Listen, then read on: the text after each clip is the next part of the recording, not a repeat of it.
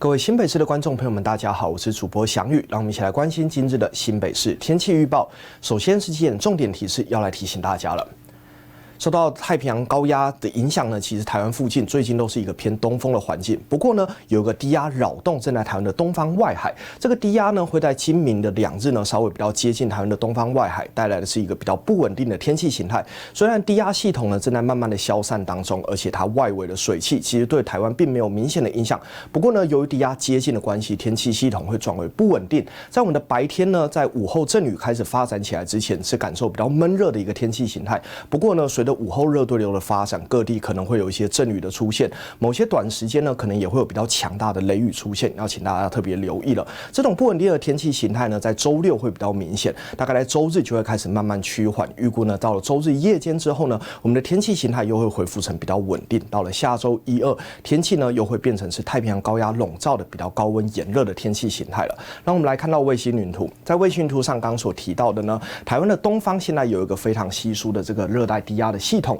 它其实正在慢慢的消散当中，顺着太平洋高气压的边缘呢，它会在今明2日开始比较接近台湾的东北方外海，而且慢慢的北上。那它在北上过程当中也是很明显的消散，因此对我们台湾本身并不会有带来直接的影响。那后面的这个云束呢，它其实并非这个热带低压系统，所以大家也不用太过担心。目前台湾的天气形态呢，就主要受到这个低压接近，使得我们的午后雷阵雨的几率会开始比较提高了。预估呢，未来的3日受到这个偏东风，那我们的西半侧呢是在背风侧的位置。因此呢，随着水汽增加，背风侧的风速比较弱的关系，我们的午后热对流就容易发展起来。预估呢，星期五、星期六、星期日3天的午后热对流呢，会预估以周六来的最为明显。对我们新北市的影响而言呢，热对流主要都发生在南侧的山区的位置，那有可能会往我们的市区，也就是新北市的西侧开始移动。那这种午后热对流发展的情形呢，可能有一些短时较大的雨势出现。这种较大雨势呢，预估会在周六的下午比较明显，在周日呢，午后热对流也同样有一些机会。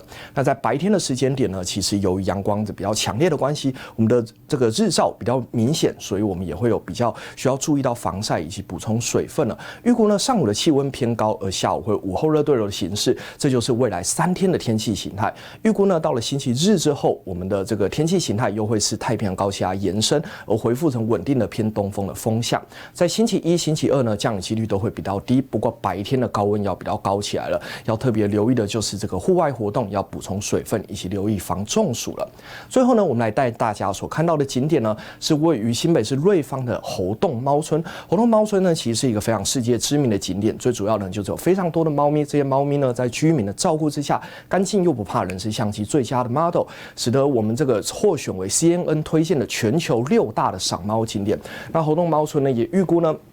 在我们这周末的天气形态会比较有一些午后热对流的发展，因此啊，如果想在这周末到猴洞去欣赏这个猫咪的话，也要注意一下午后的天气变化哦。以上是今日的新北市天气预报。